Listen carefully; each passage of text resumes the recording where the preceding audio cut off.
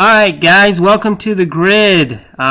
This is the introductory video to how the grid is going to work, what it's about, pretty much just a general quick rundown of what this is all about. So this thing that you're seeing here on your screen, the thing that you're really in at the moment, is what we call your grid. You're going to be working on multiples of these throughout the year. Pretty much every chapter you'll have one. Every new time period that we're studying or every new topic, you will have one. It will start at the very bottom of the page. That is called what we call level 1. And as we work up, it gets a little bit more in depth. So a lot of what you'll see in level 1 is taking notes, watching videos, stuff like that, very basic. And then even level 2 might have a little bit of that. But then by the time we get to level 3 and level 4, you'll see a lot of application in you creating and doing stuff. It will get harder as you go up the grid.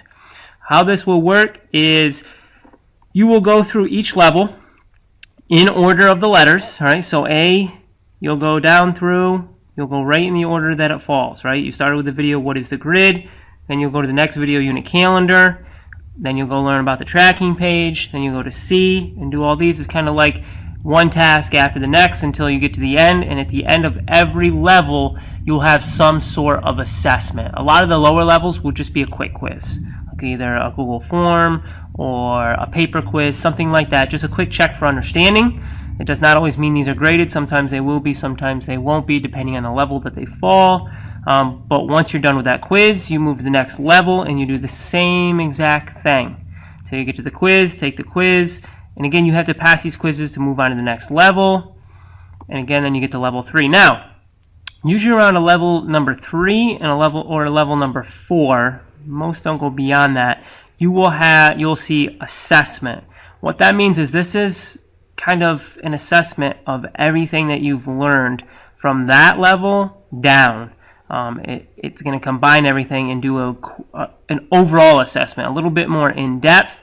Sometimes these will be tests, sometimes these will be projects, sometimes these will be writing assignments.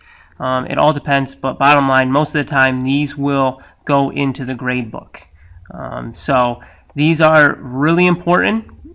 And then the next level up, sometimes you will be required to move on to it, sometimes not. Each grid will be different. I'll explain with every single one what level you have to get to before moving on to the next grid, essentially the next chapter. For instance, for this one, you will do a graded assignment here, and then even you'll do one on level 4. Level 4, for this one, and even a lot of them will be a different type of assessment. Okay, so for this one, it's a little bit more of your test format, but then you'll have a video that you'll make for me here that will be graded. Okay. Then what we have once you get through the levels, your assessments, your application type deals, is you'll have a level 5 and sometimes you'll even have a level 6. These are what we call enrichment activities. What that means is that they are not required. These are if you are ahead of the game, you fly through your grid. These are not required to do unless you are finished with everything else. But if you don't get to it, let's say you get to here and we have moved on to the next chapter, then you just go on to the next chapter and you do not get to these enrichment levels. They are enrichment, which means they're only going to better you. They're going to challenge you a little bit more.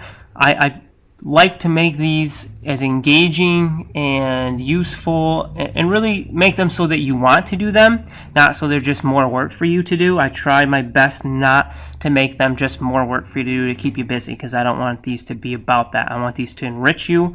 I want these to take it to another level, the learning, the application. Most of the time they'll be related to everything you learned under them, but sometimes they'll throw in a little curveball for you.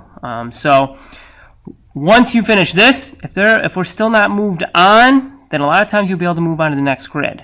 Okay, I usually have one done ahead, but that's essentially how it's going to work. You'll have useful links here. You'll always have a grid tracking page. A lot of times you'll have a unit calendar link, which will link you to kind of your timeline, where you should be on what days. I'm going to show you that in the next video. I'm going to show you what the grid tracking page is. Under B, So you'll find out what these links mean, but they're going to be definitely important for you staying on task and paying attention to. So that is essentially how the grid is going to work. It is self-paced. You will come in pretty much every day that we're not doing a hands-on activity like a scavenger hunt or a historical reenactment, things like that. You will work on these. So a lot of times I'll say on the board whether or not it's going to be a grid day or not. Usually we will start the class with 5 to 10 minutes of you doing some hands-on stuff, us getting warmed up for the class before you jump into this. But that's how it's going to work. All right, so that is what the grid is. Now you're going to want to move on to the unit calendar. Once you finish the unit calendar, you'll go to B. Okay?